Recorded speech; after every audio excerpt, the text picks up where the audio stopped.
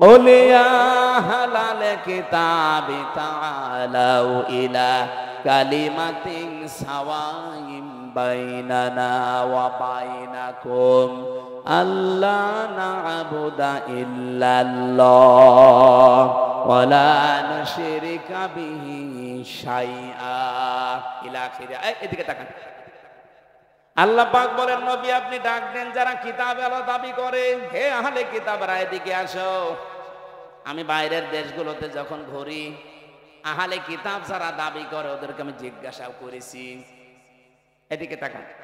কয়েকদিন আগে Malaysia, Singapore, Thailand এই দেশগুলো ঘুরছিলাম। ট্রেনে যখন যাবার সময়, বাসে যাওয়ার সময় সিট পড়ে পাশে যার নাম জিজ্ঞাসা করলে চেহারা দেখে মনে হয় যে মুসলমান, যে নাম জিজ্ঞাসা করে দেখি খ্রিস্টানের নাম বলছে। বললাম আপনার নবীর নাম কি? What is your prophet? তখন বলে যে যিশু। যিশু মানে ঈসা আলাইহিস সালাম। খ্রিস্টান তো ঈসা বলে। ইহুদির সাথে যদি দেখা হয় জিজ্ঞাসা করি আপনার নাম, ও নাম শুনলে আমি বুঝি যেটা ইহুদির নাম। আর নবীর নাম কি? বলে জোসেফ। জোসেফ মানে মুসা আলাইহিস সালাম। ওরা ইব্রাহিম নবীকে আব্রাহাম বলে ডাকে, ওরা দাউদ নবীকে ডেভিড বলে ডাকে। ওদের নিজেদের নবীর নামও তারা পাল্টিয়ে ফেলেছে। যেহেতু আহলে কিতাব দাবি করলেও এই পৃথিবীতে এখন কিতাবওয়ালা আহলে কিতাব নেই। ইহুদি আজ যারা দাবি করছে ওরা মুসা নবীর আদর্শের উপরে নেই। আজ খ্রিস্টান 250 কোটি, ওরা দাবি করছে ওদের নবীর নাম যিশু, অথচ হযরত ঈসা নবীর আদর্শের উপরে ওরা নেই। হযরত ঈসার জীবনী পড়ে দেখেন, পুরা জীবনী আমি পড়ে দেখেছি। হযরত ঈসার পৃথিবীতে জাগতিক সম্পদ বলতে কিচ্ছু ছিল না। একটা জিনিস ছিল, শুধু পানি খাওয়ার একটা গ্লাস। মানে নদীর ধার দিয়ে একবার যাচ্ছিলেন, হঠাৎ দেখলেন একটা লোক পানি পান করছে নদী থেকে এই আজলা দিয়ে। দুই হাতের ভেতরে পানি নিয়ে পানি পান করছে। অনেকক্ষণ দাঁড়িয়ে দাঁড়িয়ে দেখলেন, ডাক দিয়ে বলে, রব্বুল আলামিন, আমি তো মনে করছিলাম যে আমার মতো গরিব মানুষ এ পৃথিবীতে আর নেই। এখন দেখি এই লোকটা আমার চাইতেও গরিব। আমার তো পানি খাওয়ার অন্তত একটা মগ আছে, একটা গ্লাস আছে, জগ আছে, আর ওর তো কিছু নেই। এটা তিনি নদীর ভেতরে ছড়িয়ে মেরে বললেন, পৃথিবীর কোন জাগতিক সম্পদ আমার দরকার নেই। আর আপনি তাকান আজ খ্রিস্টানদের দিকে, তাদের যে বিলাসবহুল জীবন, তারা যদি ঈসা নবীর উম্মত দাবি করে, হযরত ঈসা যেভাবে চলেছিলেন সেইভাবে তাদের চলা দরকার ছিল। কথা বলেন না কেন? আমার যে হাদিস পড়েছিলাম, এই হাদিসের শেষের দিকে হযরত ঈসার এই জীবনের কিছু কথাগুলো আছে। আমি যাব সামনের দিকে ইনশাআল্লাহ।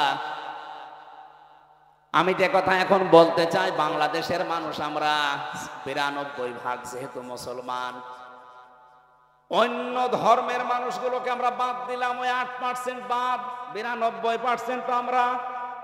আসেন আমরা নবীর এই তাওহীদ প্রতিষ্ঠার মিশনটা হাতে নেই, সুযোগ একটা এসেছে।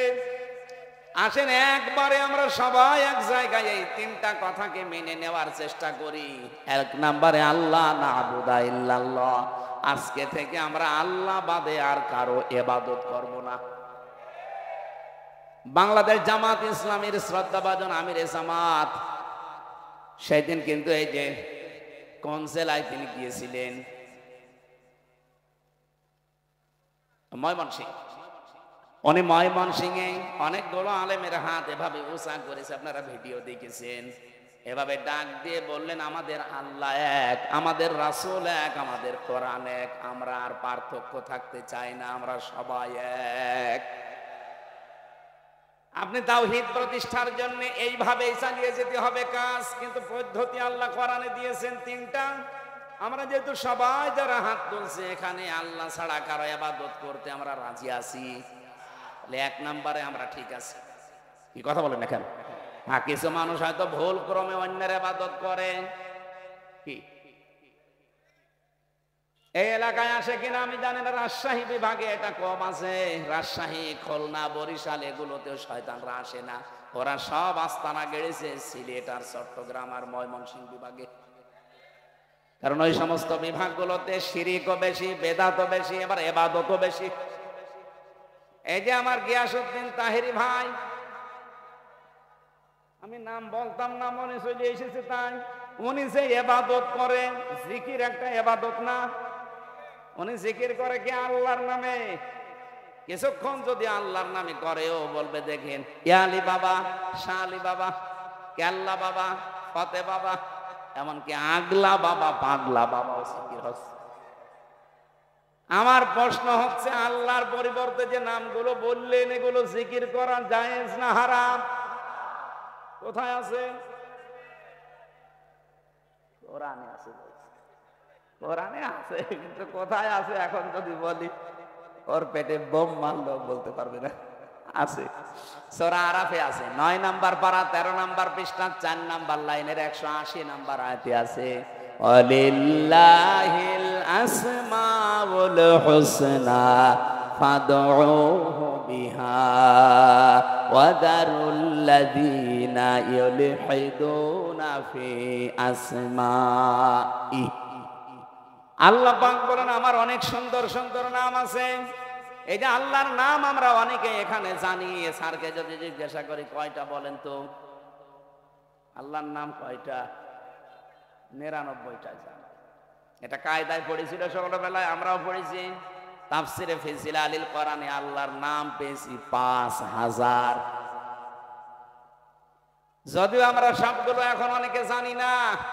আপনি 5000 নামের যে কোনো একটা নামে আল্লাহকে ডাকতে পারেন, কোনো অসুবিধা নেই। কিন্তু সাবধান, ওয়াদারুল্লাযীনা ইউলহিদুনা ফি আসমাই, আল্লাহর নামকে যারা ইলহাদ করে, ইলহাদ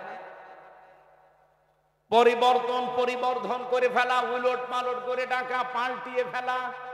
উনি যে ইয়ালি বাবা, শালি বাবা, কেল্লা বাবা, ফতে বাবা, আল্লাহর সাথে কোনো মিল আছে?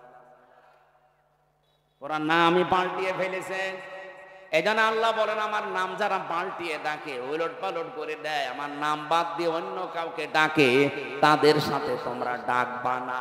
কে বলছে? সুতরাং আজকে থেকে যারা আল্লাহ বাদে অন্যের ইবাদত করছে তারা বাদ। এদেশে ঐক্য যদি প্রতিষ্ঠা করতে হয় তাহলে আল্লাহর ইবাদতের বাইরে যারা, ওরা বাদ। এই কথা বলেন না কেন? সেটা যদি জামাত ইসলামকে বাদ দেওয়া লাগে বাদ দিয়ে দেন, যদি হেফাজত ইসলাম বাদ দেওয়া লাগে বাদ দিয়ে দেন। আপনি একা হন তাও অসুবিধা নেই, কিন্তু আমরা আল্লাহর ইবাদত করতে চাই নির্ভেজাল। আল্লাহ নাবুদা ইল্লাল্লাহ, নবী আপনি ওদের বলেন যে আসো আমরা আল্লাহর ইবাদত করি, এর সাথে অন্য কাউকে যেন আর 2 নম্বরে ওয়ালা নুশরিকা বিহি শাইআ, আল্লাহর ইবাদতের সাথে আমরা কাউকে শিরিক করব। বলেন বলেন। এবার এই পয়েন্টের উপর আমি 2 মিনিট কথা বলতে চাই, ভালো করে শুনবেন। যেহেতু আল্লাহর ইবাদতের সাথে আমরা আর কাউকে শিরিক করতে চাই না, শিরিকের ব্যাখ্যা আমি বহু জায়গায় নাটোর জেলায় বলেছি। শিরিক বিল জাত, শিরিক বিল সিফাত, শিরিক বিল ইখতিয়ারা, শিরিক বিল হুকুক, এটাগুলো পয়েন্ট আকারে যদি আপনি শ্রেণী বিন্যাস করেন 120 প্রকার পাবেন। এটা তাফসিরে কাবীরের ভেতরে আছে, আল্লামা ফখরুদ্দিন রাজি লিখেছেন। এক কথায় জবাব দিলাম যে আল্লাহ যেটা পারে ওইটা অন্য কেউ পারে, এই বিশ্বাস করার নাম শিরিক। এই কথা বোঝা যায়নি? আল্লাহ যেটা পারে ওইটা অন্য কেউ পারে, এই বিশ্বাস করার নাম। এদেশে বিশ্বাস নেই। বলেন বলেন বলেন তো, সন্তান দিতে পারে কে? অন্য কেউ পারে। যারা অন্য কাউকে বিশ্বাস করেন আপনি কিন্তু শিরিক করছেন, আর শিরিক করলে আপনি মুশরিক। এ পর্যন্ত বুঝেছেন? এবার আসেন 2 নম্বরে, এ জমিন বানিয়েছে কে? এ জমিন বানিয়েছে আল্লাহ। এখানে আইনও চলবে আল্লাহর। আলা লাহুল খালকু ওয়াল আমরু, এই আয়াতটার প্রমাণ।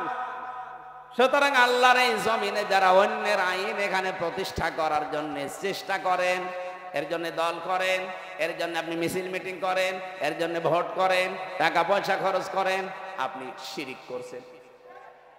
এত সহজে বলার পরেও কেউ যদি না বোঝার ভান করে থাকেন, আমার মনে হয় আপনার কপালে আর হেদায়েত নেই। বলেন তো বোঝেন নাকি? হাত তোলেন তো। এদিকে আসে, কানের নিচে এমন জোরে দুইটা দেব না, আপনি সব বুঝে ফেলবেন। এখনো বোঝেন? এই বোঝেন মানে আপনি নিজেই বললেন যে আমাকে ছেলে মেয়ে কেউ দিতে পারে না। কে পারে? অন্য কেউ যদি পারে, বিশ্বাস করলে আপনি শিরিক করলেন। শিরিক করলে আপনি মুশরিক। মুশরিকের জন্য জান্নাত হারাম, জাহান্নাম ওয়াজিব। আর ফতোয়া লাগবে? আর ফতোয়া লাগলে সূরা মায়েদা 6 নাম্বার পারা 19 নাম্বার পৃষ্ঠার 12 নাম্বার লাইনে আছে, ইন্নাহু মা ইউশরিক বিল্লাহ ফাকাদ হারামাল্লাহু আলাইহিল জান্নাহ ওয়া মাওয়াহুন নার। এটা যেমন খুব সহজে বুঝে ফেললেন যে ছেলে মেয়ে আল্লাহ ছাড়া কেউ পারে না, যে জমিন আল্লাহ বানিয়েছে, এখানে অন্যের আইন যদি কেউ কায়েম করার চেষ্টা করে সে আল্লাহর সাথে শিরিক করছে না। এটা বলছেন না? মানে আপনি বুঝেছেন ঠিকই, কিন্তু টাকা পেয়েছেন। ওরে মোনাজাতের পরে একটু আলাদা বসাবেন তো, 2 চাটি দিয়ে তারপর বাড়ি যাবে। বলে বোঝে না। তাহলে আল্লাহর সাথে যারা শরীক করবে না, এই সিদ্ধান্তে যারা আসবে তারা আমাদের সাথে আছে। এই কথা বলেন না কেন? এর সাথে যদি হেফাজত আসতে চায়, জামাত আসতে চায়, চরমনায় আসতে চায়, আটরশি আসতে চায়, অসুবিধা। কিন্তু আল্লাহর সাথে শিরিক করে আপনি জামাত ইসলাম করবেন, এরকম জামাত আমি মানি না। আল্লাহর সাথে শিরিক করে আপনি চরমনার মুরিদ হবেন, এরকম চরমনা আমি মানি না। ওই যে পিসকে হুজুর কি বলেছিল, প্রধানমন্ত্রী ছাতার কসুর আমি মানি না, এই জন্যই ওরে জেলে রেখে দিয়েছিল। আমারও রিমান্ডে ওরে নিয়ে 10 দিন প্রশ্ন করেছে, পিসকে হুজুর, আর বলে আমি হাসিনা মানি না। জিনিসই ওর সাহস আছে। ওরে ধরতে রাত 12:30টার পরে পুরা উলঙ্গ করে ওর হাতের উপরে সিগারেট দিয়ে একটা অর্ধ উলঙ্গ মেয়ে লোক, এখানে কাঁধের উপরে হাত, ও তো হাত পোছে না, তারপরও হাত দিয়ে ছবি তুলে বসে ছেড়ে দেব। ওই দিন এমন কন্দন করেছিল, আমার সাথে ছিল তো, এক রুমে ছিলাম আমরা। আমার বলছে, হামজা ভাই আমি এমনি ছোট মানুষ, আমার জিনিসপত্র সব ছোট ছোট। হ্যাঁ আসলেও ছোট। কতটুকু? আমার এই পর্যন্ত। বলেন আমার যদি মাজা পর্যন্ত হয় তো ওর কি আছে? তারপরে ওরে একটা বাচ্চা হয়েছে, আলহামদুলিল্লাহ। তো আমারে বলছে রাত 12:30টার পরে আমারে ওই হাতির ছিলে 2 দিকে রাস্তা ব্লক করে আমারে এইভাবে অত্যাচার করছিল। এমন কান্না কাঁদলাম ওই দিন। এক এসআইকে ডেকে বললাম যে ভাই আপনারা যা করছেন এটা কি ওই হারুন আঙ্কেল, ওই যে হাউ আঙ্কেল, স্যার কি জানে? জানে না মানে উনি তো করাচ্ছে। ও উনি করাচ্ছে, অথচ দিনের বেলায় দেখা করতে এসে বলে হুজুর কেমন আছেন, ভালো আছেন, সব কিছু খোঁজ নিয়ে যায়, আর উনি এটা করাচ্ছে।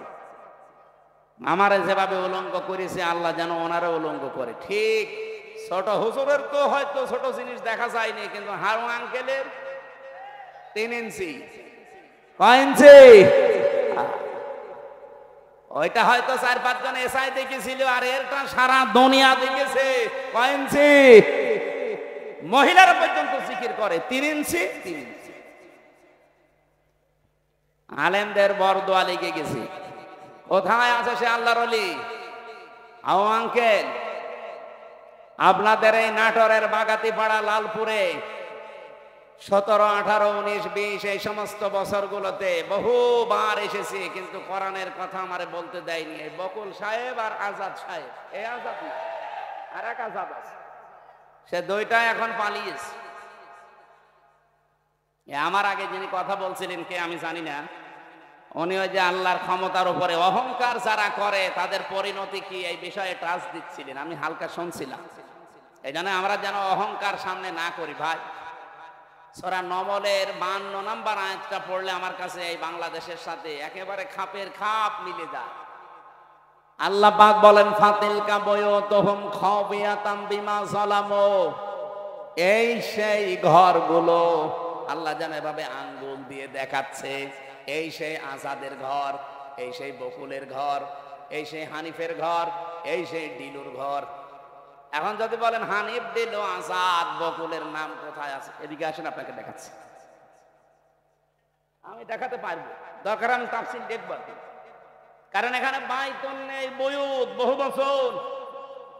আল্লাহ বয়ুত বহু বচন দিয়ে জানিয়েছে যে এরকম মানুষ আজকে না, যদি এটা লোক নবীর জামানায় নাজিল হওয়া, এটা কিয়ামত পর্যন্ত এই চরিত্রের মানুষ থাকবে। আল্লাহ এ পর্যন্ত বলেননি, কিন্তু এরপরে আরো শব্দ আছে। আল্লাহ পাক বলেন খাবিয়াতাম বিমা যালামু, এগুলো আজ জনশূন্য হয়ে পড়ে আছে, এগুলো উজাড় গৃহ হয়ে গেছে, এগুলো মানব শূন্য হয়ে গেছে, পরিত্যক্ত হয়ে পড়ে আছে, কেউ এখানে আর যেতে চায় না। যেতে যদি চায়ও ঘৃণার সাথে যায়। আপনি কুষ্টিয়ার হানিফ সাহেবের বাড়ি যান, আপনি যে দেখেন বাড়ি আর বাড়ি নেই, পায়খানার প্যান পর্যন্ত মানুষ খুলি নিয়ে চলে গেছে। যদিও হালকা পাতলা দু একটা ইট ছিল, এই ফেব্রুয়ারির 5 তারিখে আযাবুল বুলডোজার নাজিল হয়ে ছাতা সব শেষ। সারা দেশে আযাবুল বুলডোজার নাজিল হয়েছিল না? আল্লাহ বলেন এই জালেমদের বাড়ি ঘরগুলো একটু দেখেন না কেন? এই সেই ঘরগুলো খাবিয়াতান, আজ উজাড় গৃহ হয়ে গেছে, পরিত্যক্ত করে দিয়েছি আমি বিমা যালামু, এদের জুলুমের কারণে। আল্লাহ পর্যন্ত কিন্তু শেষ করে দিতে পারতেন, কিন্তু এর পরের শব্দটা আমাদের জন্য। আল্লাহ পাক বলেন ইন্না ফি যালিকা লাআয়াতাল লিকাউমিন ইয়ালামুন। এখানে প্রথমে ইন্না আছে আর মাঝে আছে লামে তাকিদ। আল্লাহ দুইবার গ্যারান্টি দিয়ে জানিয়েছেন অবশ্যই অবশ্যই এর ভেতরে জ্ঞানী যারা, তাদের জন্য শিক্ষা আছে। কি শিক্ষা? ফাকতিয়া দাবিরুল কওমিল্লাযিনা যালামু, সূরা আনআম 7 নম্বর পারা 12 নম্বর পৃষ্ঠার 4 নম্বর লাইনের 45 নম্বর আয়াতের প্রথম অংশে আছে। এটা তাফসিরে ফি জিলালিল কোরআনে সাইয়্যিদ কুতুব এভাবে লিখেছেন। আল্লাহ পাক বলেন জালেমদের শিকড় কাটা হয়ে গেছে। কেটেছে কে? আল্লাহ মানে ওই যে আলেমকে জিজ্ঞাসা করে কুতিয়া, এটা মজুলের ফাইল জানা নেই, এর কর্তা কে কেউ জানে না। আপনি যদি এখন বলেন যে বকুলের বাড়ি ভাঙলো কে, কেউ জানে না। আপনি হানিফের বাড়ি ভাঙলো কে, কেউ জানে না। ইনুর বাড়ি ভেঙেছে কে, কেউ জানে না। আসলেও তো কেউ জানে না। ফাকতিয়া, এজন্য আল্লাহ কুতিয়া দিয়েছেন যে জালেমদের শিকড় কাটা হয়ে গেছে। এখনো যারা জালেমদের পক্ষে সাফাই গান, অনেকে আশায় বুক বেঁধে আছেন যে ববু চট করে আসবে, তাহলে আল্লাহর কোরআনের আয়াত মিথ্যা হয়ে যাবে। কারণ এর আগের ইতিহাসের দিকে তাকান, লক্ষণ সেন 510 বছর হয়ে গেল, আজও আসেনি। এই কথা বলছে না কেন?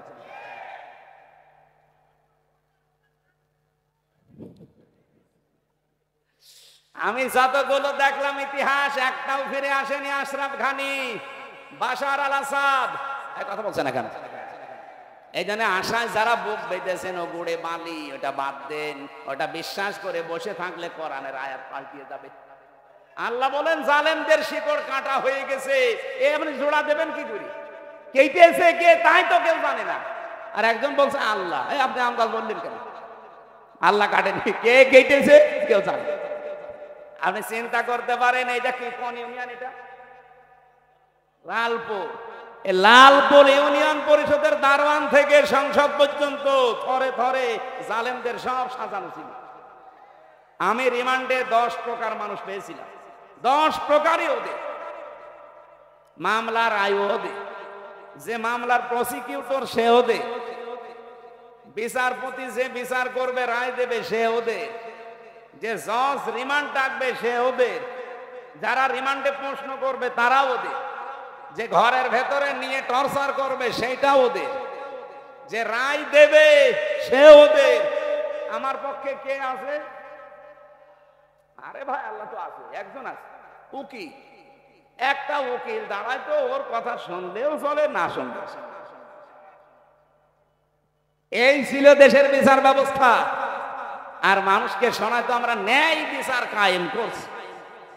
বাংলাদেশে যদি এই হয় ন্যায় বিচারতে আমি কোন কারণে 3 বছর জেলে ছিলাম আমার জবাব দিন।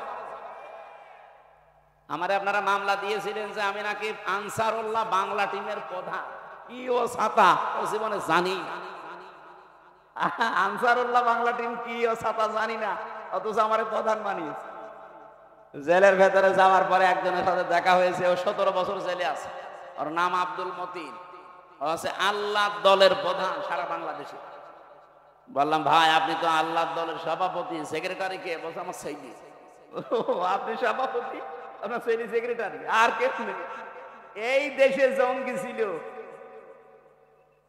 এই জন্য ডক্টর এনায়েতুল্লাহ আব্বাসী হেফাজত ইসলামের সমাবেশে 3টা প্রস্তাব দিয়েছে যে আবেগের ছলে হলেও কেউ যদি ইসলাম এবং মানবতা রাসূল নিয়ে এই বাংলাদেশে কথা বলতে যায় তাকে আইনের আওতায় এনে কঠোর শাস্তি দেওয়া হবে।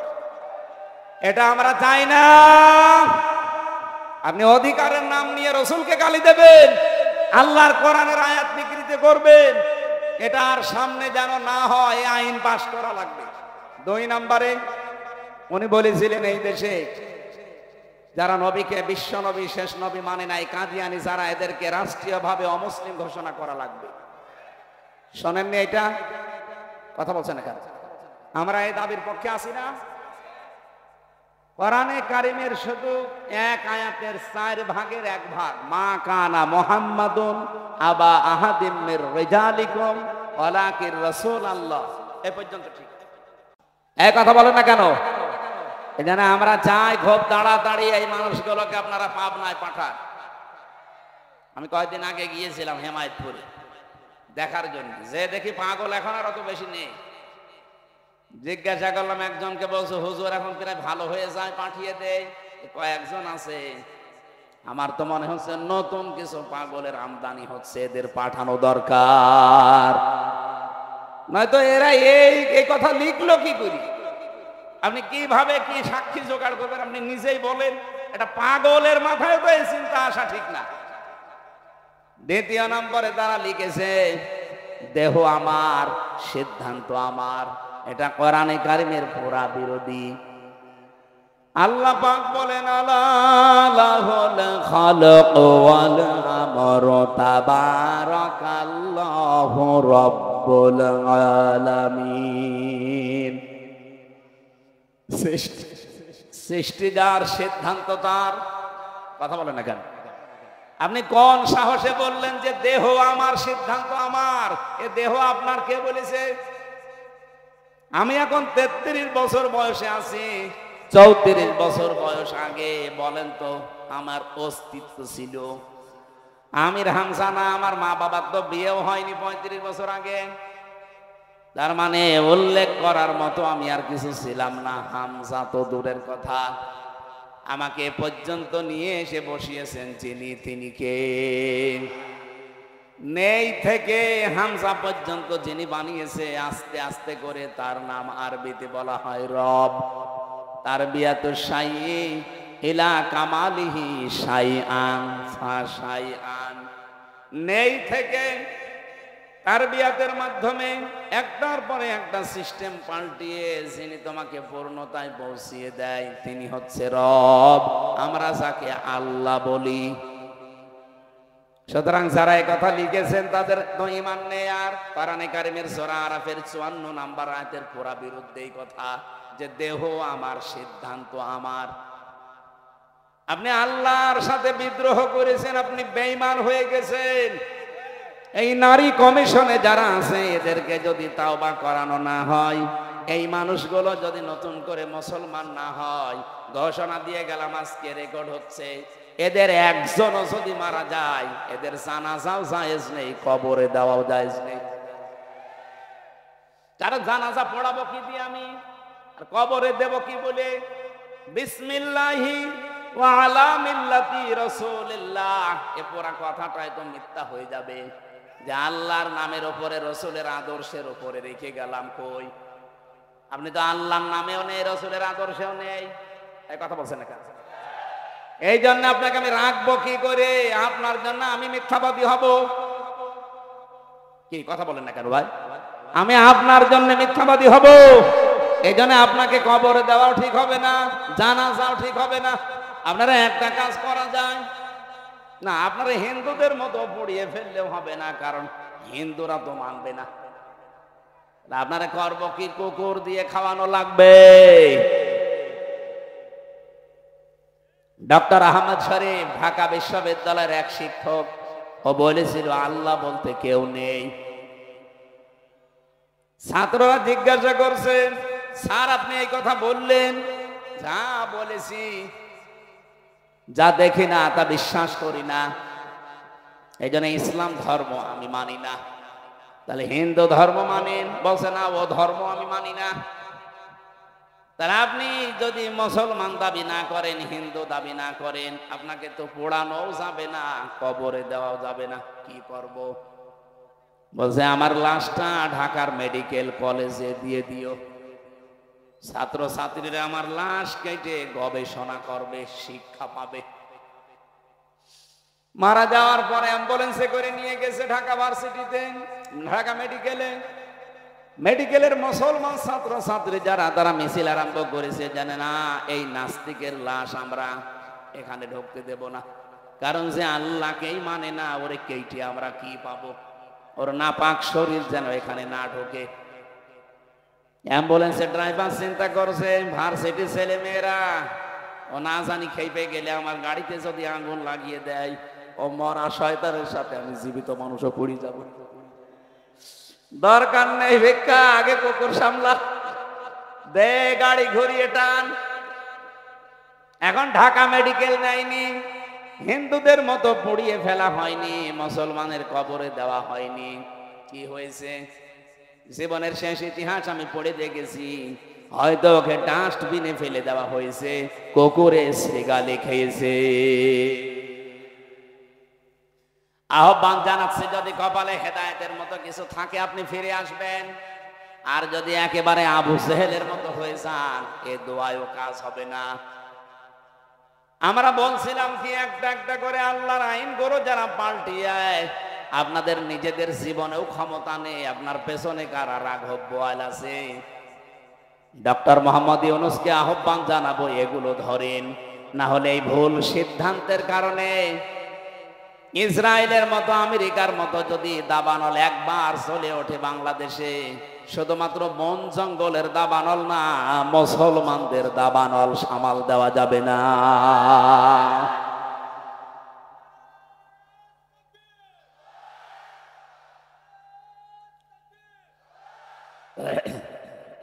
আলহামদুলিল্লাহ। আমি দেখো কথা আরম্ভ করেছিলাম যে পৃথিবীতে মানুষের সম্মান আর মর্যাদা বাড়ে ঈমান আর জ্ঞান, এই দুইটার সমন্বয়। যাদের জন্য এতক্ষণ দোয়া করার জন্য এই কথাগুলো বললাম, এত মানুষের নাম আমি একবারে বলেছি, ওয়ারফা'না লাকা যিকরাক বলেছি। এদের মর্যাদা আমরা শুধু দুনিয়ায় চাই না, আখেরাতেও যেন মর্যাদা টিকে থাকে, ওই কাজগুলো করার তৌফিক আল্লাহ তাদের দান করুন। এই কথা বুঝেছেন? এই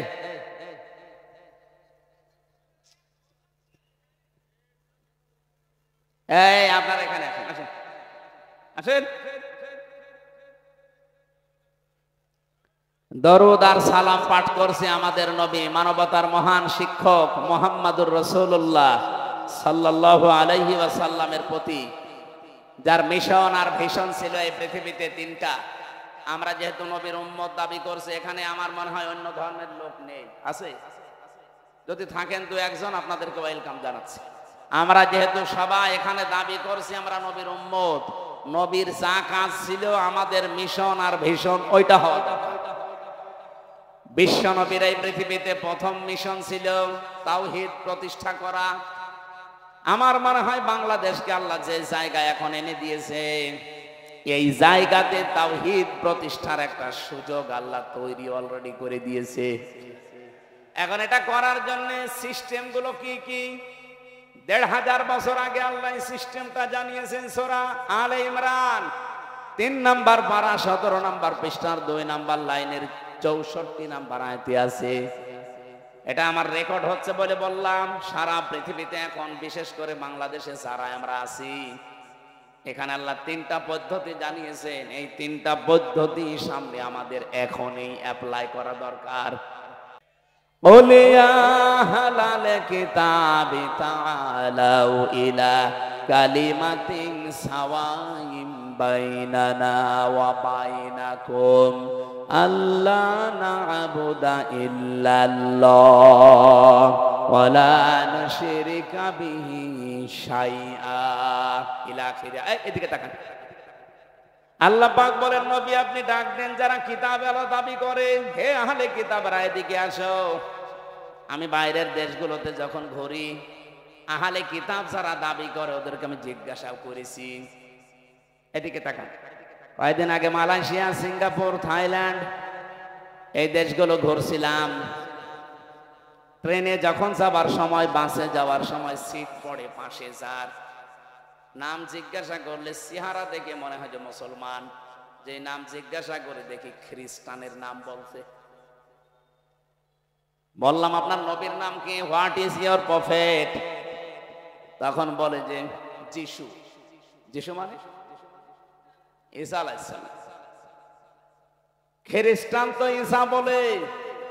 ইহুদির সাথে যদি দেখা হয় জিজ্ঞাসা করি আপনার নাম, ও নাম শুনলে আমি বুঝি যেটা ইহুদির নাম। আপনার নবীর নাম কি? বলে জোসেফ।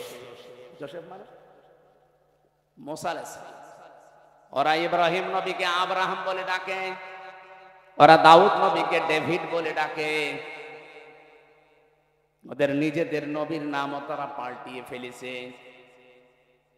যেহেতু আহলে কিতাব দাবি করলো, এই পৃথিবীতে এখন কিতাবওয়ালা আহলে কিতাব নেই।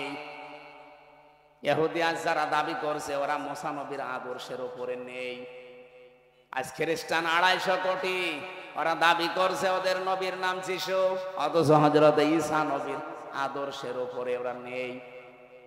হযরত ঈসার জীবনী পড়ে দেখেন, পুরাণ জীবনী আমি পড়ে দেখেছি। হযরত ঈসার পৃথিবীতে জাগতিক সম্পদ বলতে কিচ্ছু ছিল না।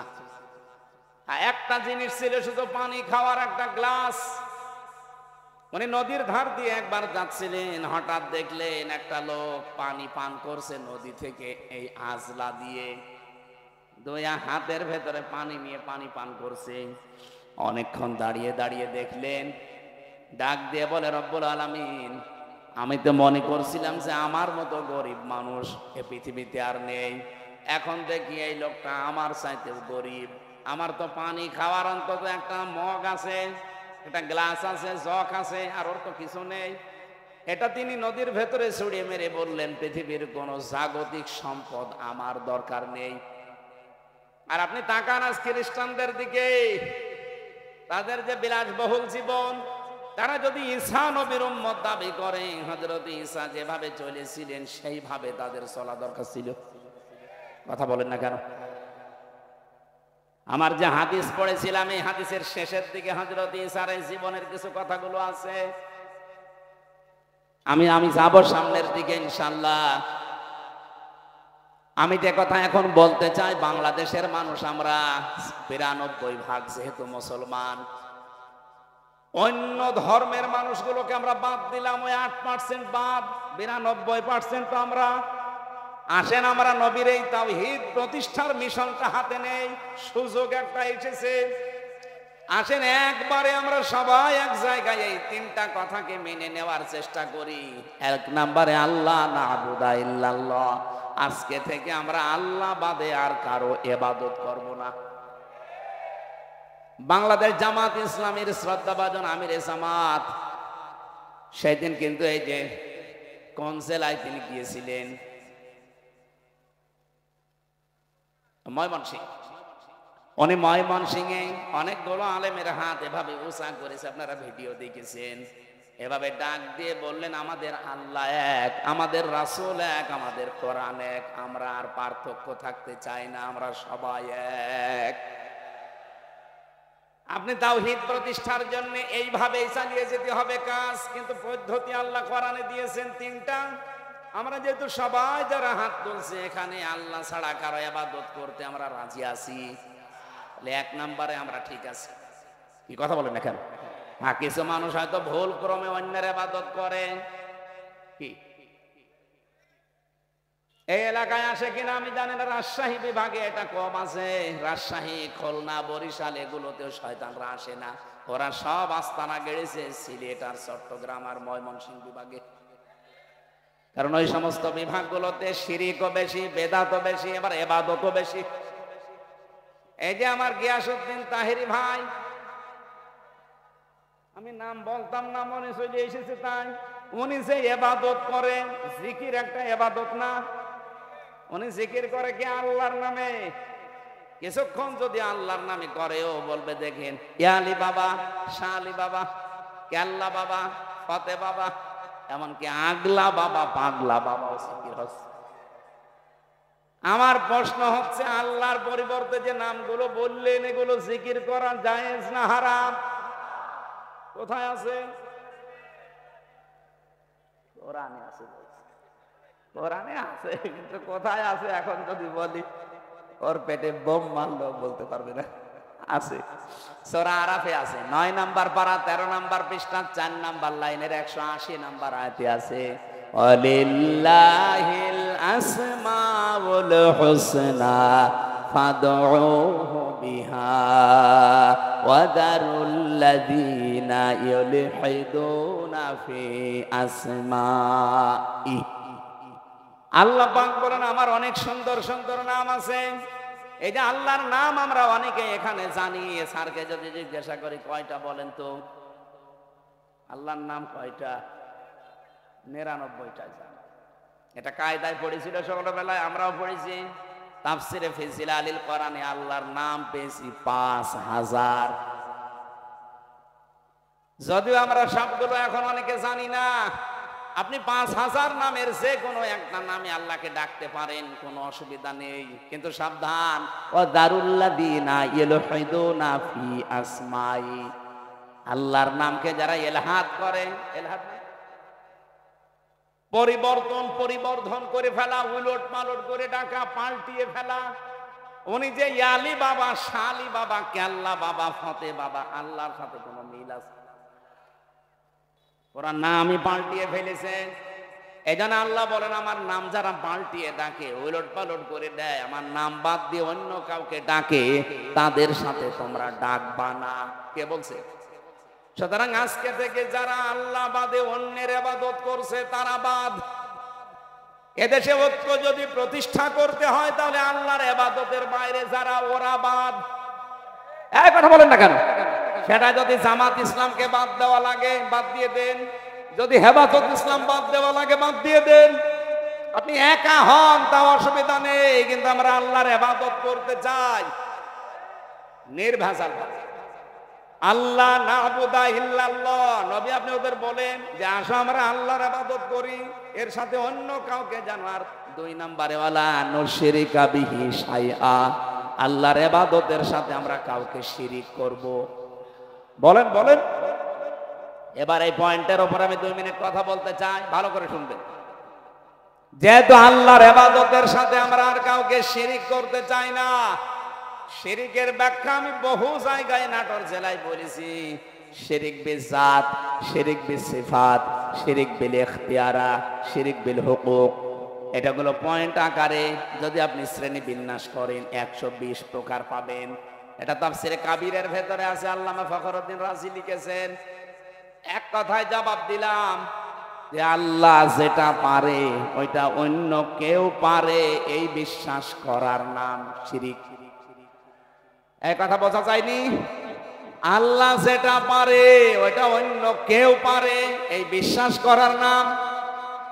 এদেশে বিশ্বাস নেই। বলেন বলেন বলেন তো, সন্তান দিতে পারে কে? অন্য কেউ পারে। যারা অন্য কাউকে বিশ্বাস করেন আপনি কিন্তু শিরিক করছেন, আর শিরিক করলে আপনি মুশরিক। এ পর্যন্ত বুঝেছেন? এবার আসেন 2 নম্বরে, এ জমিন বানিয়েছে কে? এ জমিন বানিয়েছে আল্লাহ, এখানে আইনও চলবে আল্লাহর। আলা লাহুল খালকু ওয়াল আমরু, এই আয়াতটার প্রমাণ। সুতরাং আল্লাহর এই জমিনে যারা অন্যের আইন এখানে প্রতিষ্ঠা করার জন্য চেষ্টা করেন, এর জন্য দল করেন, এর জন্য আপনি মিছিল মিটিং করেন, এর জন্য ভোট করেন, টাকা পয়সা খরচ করেন, আপনি শিরিক করছেন। এত সহজে বলার পরেও কেউ যদি না বোঝার ভান করে থাকেন, আমার মনে হয় আপনার কপালে আর হেদায়েত নেই। বলেন তো বোঝেন নাকি? হাত বলেন তো।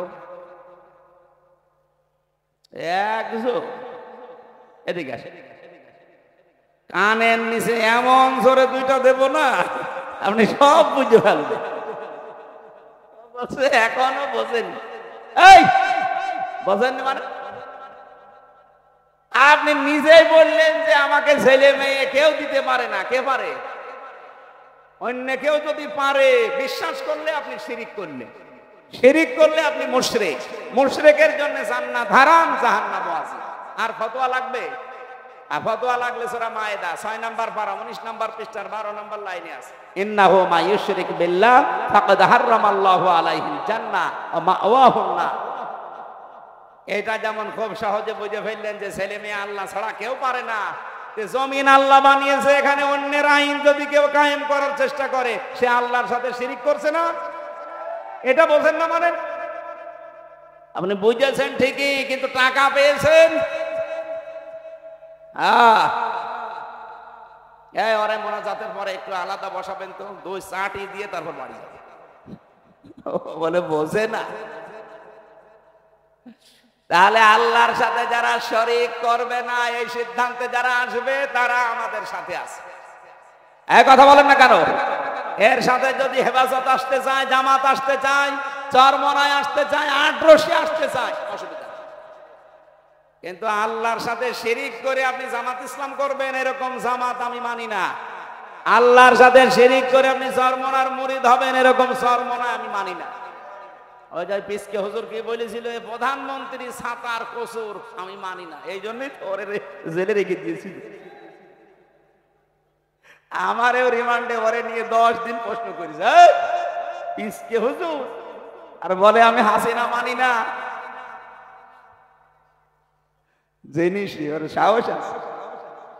ওরে ধরতে রাত 12:30টার পরে পুরা উলঙ্গ করে ওর হাতের উপরে সিগারেট দিয়ে একটা অর্ধ উলঙ্গ মেয়ে লোক, এখানে কাঁধের উপরে হাত, ও তো হাত পচে না, তারপরও হাত দিয়ে ছবি তুলে বসে ছেড়ে দেবে। ওই দিন এমন কন্দন করেছিল, আমার সাথে ছিল তো, এক রুমে ছিলাম আমরা।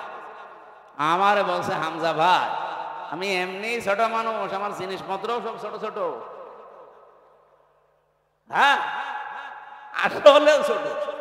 কতটুকু? আমার এই পর্যন্ত। বলেন আমার যদি মাজা পর্যন্ত হয় তো ওর কি আছে? তারপরে ওরে একটা বাচ্চা হয়েছে, আলহামদুলিল্লাহ। তো আমারে বলছে রাত 12:30টার পরে আমারে ওই হাতির ছিলে 2 দিকে রাস্তা ব্লক করে আমারে এইভাবে অত্যাচার করছিল। এমন কান্না কাঁদলাম ওই দিন। এক এসআইকে ডেকে বললাম যে ভাই আপনারা যা করছেন এটা কি ওই হারুন আঙ্কেল, ওই যে হাউ আঙ্কেল, স্যার কি জানে? জানে না মানে উনি তো করাচ্ছে। ও উনি করাচ্ছে, অথচ দিনের বেলায় দেখা করতে এসে বলে হুজুর কেমন আছেন, ভালো আছেন, সব কিছু খোঁজ নিয়ে যায়, আর উনি এটা করাচ্ছে। আমারে যেভাবে উলঙ্গ করেছে আল্লাহ যেন ওনারে উলঙ্গ করে। ঠিক ছোট হুজুরের তো হয়তো ছোট জিনিস দেখা যায়নি, কিন্তু হারু আঙ্কেলের 3 ইঞ্চি। কয় ইঞ্চি? ওইটা হয়তো 4-5 জন এসআই দেখেছিল, আর এরটা সারা দুনিয়া দেখেছে। কয় ইঞ্চি? মহিলারা পর্যন্ত জিকির করে 3 ইঞ্চি 3 ইঞ্চি। আলেমদের বরদোয়া লেগে গেছে। কোথায় আছে সে আল্লাহর ওলি? হাউ আঙ্কেল আপনাদের এই নাটোরের বাগাতিপাড়া, লালপুরে 17, 18, 19, 20 এই সমস্ত বছরগুলোতে বহুবার এসেছি, কিন্তু কোরআনের কথা আমারে বলতে দেয়নি। এই বকুল সাহেব আর আজাদ সাহেব, এই আজাদ না, আর এক আজাদ আছে, সে 2টা এখন পালিয়েছে। আমার আগে যিনি কথা বলছিলেন কে আমি জানি না, উনি ওই যে আল্লাহর ক্ষমতার উপরে অহংকার যারা করে তাদের পরিণতি কি এই বিষয়ে টাচ দিচ্ছিলেন, আমি হালকা শুনছিলাম। এই জন্য আমরা যেন অহংকার সামনে না করি ভাই। সূরা নমলের 52 নম্বর আয়াতটা পড়লে আমার কাছে এই বাংলাদেশের সাথে একেবারে খাপের খাপ মিলে যায়। আল্লাহ পাক বলেন ফাতিলকা বুয়ুতুহুম খাবিয়াতাম বিমা যালামু, এই সেই ঘরগুলো আল্লাহ যেন এভাবে আঙ্গুল দিয়ে দেখাচ্ছে, এই সেই আজাদের ঘর, এই সেই বকুলের ঘর, এই সেই হানিফের ঘর, এই সেই ডিলুর ঘর। এখন যদি বলেন হানিফ, ডিলু, আজাদ, বকুলের নাম কোথায় আছে, এদিকে আসেন আপনাকে দেখাচ্ছি। আমি দেখাতে পারবো, দরকার আমি তাফসীর দেখব, কারণ এখানে বাইতুন নেই, বয়ুত, বহু বচন। আল্লাহ বয়ুত বহু বচন দিয়ে জানিয়েছে যে এরকম মানুষ আজকে না, যদি এটা লোক নবীর জামানায় নাজিল হওয়া, এটা কিয়ামত পর্যন্ত এই চরিত্রের মানুষ থাকবে। আল্লাহ এ পর্যন্ত বলেননি, কিন্তু এরপরে আরো শব্দ আছে। আল্লাহ পাক বলেন খাবিয়াতাম বিমা যালামু, এগুলো আজ জনশূন্য হয়ে পড়ে আছে, এগুলো উজাড় গৃহ হয়ে গেছে, এগুলো মানব শূন্য হয়ে গেছে, পরিত্যক্ত হয়ে পড়ে আছে, কেউ এখানে আর যেতে চায় না। যেতে যদি চায়ও ঘৃণার সাথে যায়। আপনি কুষ্টিয়ার হানিফ সাহেবের বাড়ি যান, আপনি যে দেখেন বাড়ি আর বাড়ি নেই, পায়খানার প্যান্ট পর্যন্ত মানুষ খুলি নিয়ে চলে গেছে। যদিও হালকা পাতলা দু একটা ইট ছিল, এই ফেব্রুয়ারির 5 তারিখে আযাবুল বুলডোজার নাজিল হয়ে ছাতা সব শেষ। সারা দেশে আযাবুল বুলডোজার নাজিল হয়েছিল না? আল্লাহ বলেন এই জালেমদের বাড়ি ঘরগুলো একটু দেখেন না কেন? এই সেই ঘরগুলো খাবিয়াতান, আজ উজাড় গৃহ হয়ে গেছে, পরিত্যক্ত করে দিয়েছি আমি বিমা যালামু, এদের জুলুমের কারণে। আল্লাহ পর্যন্ত কিন্তু শেষ করে দিতে পারতেন, কিন্তু এর পরের শব্দটা আমাদের জন্য। আল্লাহ পাক বলেন ইন্না ফি যালিকা লাআয়াতাল লিকাউমিন ইয়ালামুন। এখানে প্রথমে ইন্না আছে আর মাঝে আছে লামে তাকিদ। আল্লাহ দুইবার গ্যারান্টি দিয়ে জানিয়েছেন অবশ্যই অবশ্যই এর ভেতরে জ্ঞানী যারা, তাদের জন্য শিক্ষা আছে। কি শিক্ষা? ফাকুতিআ দাবিরুল কওমিল্লাযিনা যালামু, সূরা আনআম 7 নম্বর পারা 12 নম্বর পৃষ্ঠার 4 নম্বর লাইনের 45 নম্বর আয়াতের প্রথম অংশে আছে। এটা তাফসিরে ফি জিলালিল কোরআনে সাইয়্যিদ কুতুব এভাবে লিখেছেন। আল্লাহ পাক বলেন জালেমদের শিকড় কাটা হয়ে গেছে। কেটেছে কে? আল্লাহ মানে ওই যে আলেমকে জিজ্ঞাসা করে কুতিয়া, এটা মজহুলের ফাইল জানা নেই, এর কর্তা কে কেউ জানে না।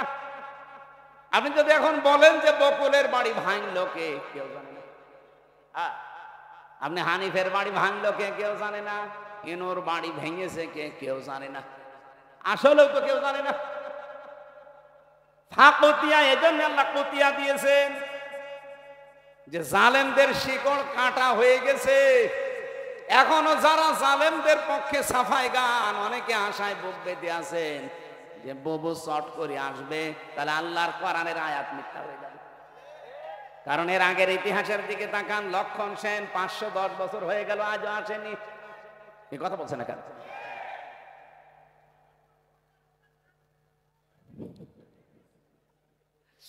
আমি যতগুলো দেখলাম ইতিহাস, একটাও ফিরে আসেনি আশরাফ ঘানি, বাশার আল আসাদ।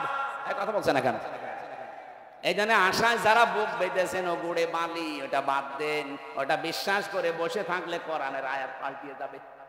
আল্লাহ বলেন জালেমদের শিকড় কাটা হয়ে গেছে। এ আপনি জোড়া দেবেন কি করে? কেটেছে কে, তাই তো কেউ জানে না। আর একজন বলছে আল্লাহ। এই আপনি আম গাছ বললেন কেন? আল্লাহ কাটেনি, কে কেটেছে কেউ জানে। আপনি চিন্তা করতে পারেন এটা কি, কোন ইউনিয়ন? এটা লালপুর। লালপুর ইউনিয়ন পরিষদের দারোয়ান থেকে সংসদ পর্যন্ত থরে থরে জালেমদের সব সাজানো ছিল। আমি রিমান্ডে 10 প্রকার মানুষ পেয়েছিলাম। 10 প্রকারই ওদের মামলার আয়ু, ওদের যে মামলার প্রসিকিউটর সে ওদের, বিচারপতি যে বিচার করবে রায় দেবে সে ওদের, যে জজ রিমান্ড ডাকবে সে ওদের, যারা রিমান্ডে প্রশ্ন করবে তারা ওদের, যে ঘরের ভেতরে নিয়ে টর্চার করবে সেইটা ওদের, যে রায় দেবে সে ওদের। আমার পক্ষে কে আছে? আরে ভাই আল্লাহ তো আছে, একজন আছে, উকিল। একটা উকিল দাঁড়ায় তো ওর কথা শুনলেও চলে, না শুনলেও চলে। এই ছিল দেশের বিচার ব্যবস্থা। আর মানুষকে শোনায় তো আমরা ন্যায় বিচার কায়েম করছি। বাংলাদেশে যদি এই হয় ন্যায় বিচার, তা আমি কোন কারণে 3 বছর জেলে ছিলাম আমারে জবাব দেন। আমারে আপনারা মামলা দিয়েছিলেন যে আমি নাকি আনসারুল্লাহ বাংলা টিমের প্রধান। কি ও ছাতা ও জীবনে জানি আনসারুল্লাহ বাংলা টিম কি ও ছাতা জানি না, অথচ আমারে প্রধান বানিয়েছে। জেলের ভেতরে যাওয়ার পরে একজনের সাথে দেখা হয়েছে, ও 17 বছর জেলে আছে। ওর নাম আব্দুল মতিন, ও আছে আল্লাহ দলের প্রধান সারা বাংলাদেশে। বললাম ভাই আপনি তো আল্লাহ দলের সভাপতি, সেক্রেটারি কে? বলছে আমার সেইদি। আপনি সভাপতি, আপনার সেইদি সেক্রেটারি, আর কে?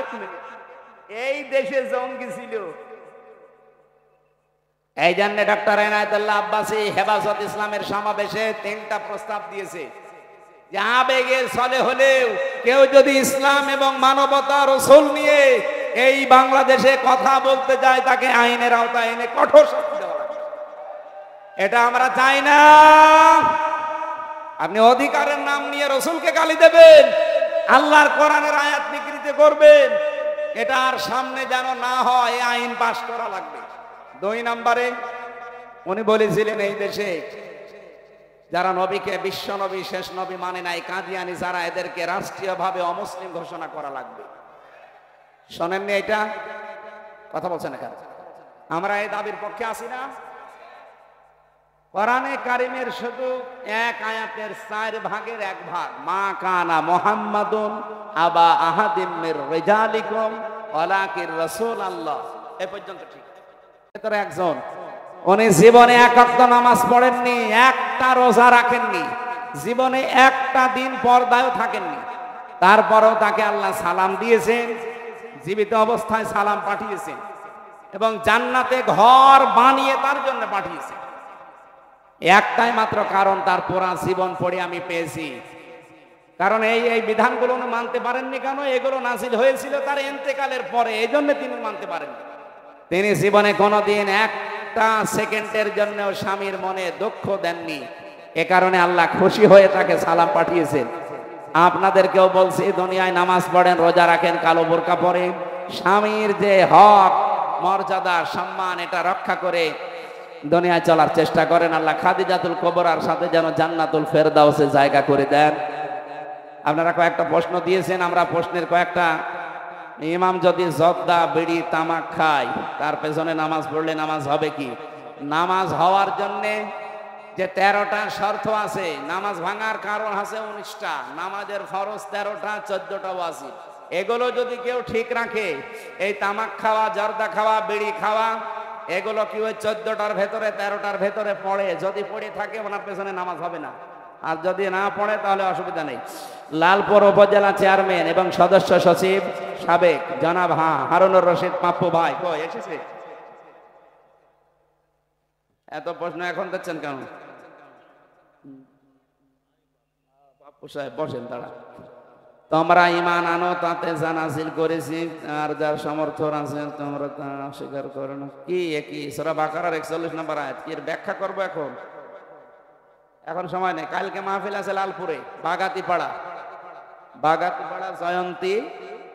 জয়ন্তীপুর, বাগাতিপাড়া জয়ন্তীপুর, কালকে রাত 9টায় তোলার কথা দিয়েছে। আপনারা ওখানে যদি পরিবেশ ভালো থাকেছেন, সন্দেহ এই বিষয়ের উপরে কালকে কথা বলবো। সূরা হুজুরাতের 15 নম্বর আয়াতের ব্যাখ্যা ওই জায়গায় করবো কালকে, সন্দেহের উপরে। এই যে জয়ন্তীপুর দাখিল মাদ্রাসা বাগাতিপাড়া নাটোরের উদ্যোগে কালকে রাত 9টায় প্রধান বক্তা রাত 9টায় লিখে দিয়েছে। অবশ্যই এখানে আপনারা জেন সব বেশি হলেও 9টা 15-20 দিকে উঠবেন সব।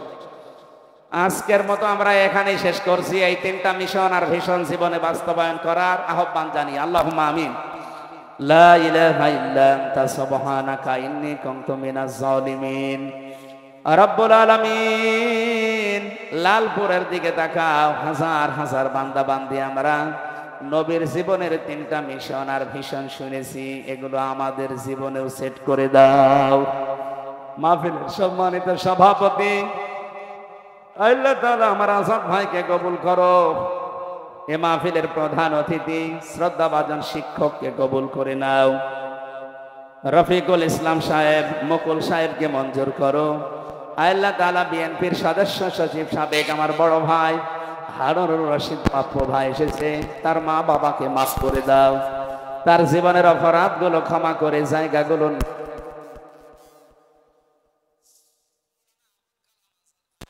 যত আলেমেরা এখানে এসেছে আলেমদেরকে আলেম হিসাবে মঞ্জুর করে নাও। আমার জেলখানার সাথে যারা তারেক জিয়া রহমান তারেক জিয়া সাহেবের পিএস নুরুদ্দিন উপধান বারবার 3টা বছর আমরা একবারে ছিলাম, বিভিন্ন জায়গায় গেলে তিনি দোয়া চান, আজকেও তিনি দোয়া চেয়েছে, মেসেজ পাঠিয়েছে, আল্লাহ তোমার বান্দা ওকে মাফ করে দাও, তার সন্তান দিয়েছে সন্তানটা কবুল করো, স্ত্রীকে কবুল করো, মা বাবাকে ক্ষমা করে দাও। ম্যাডাম খালেদা জিয়ার জন্য দোয়া করছি, আল্লাহ তুমি তাকে সহি সালামতে সুস্থ রাখো। মাজলুম মানুষ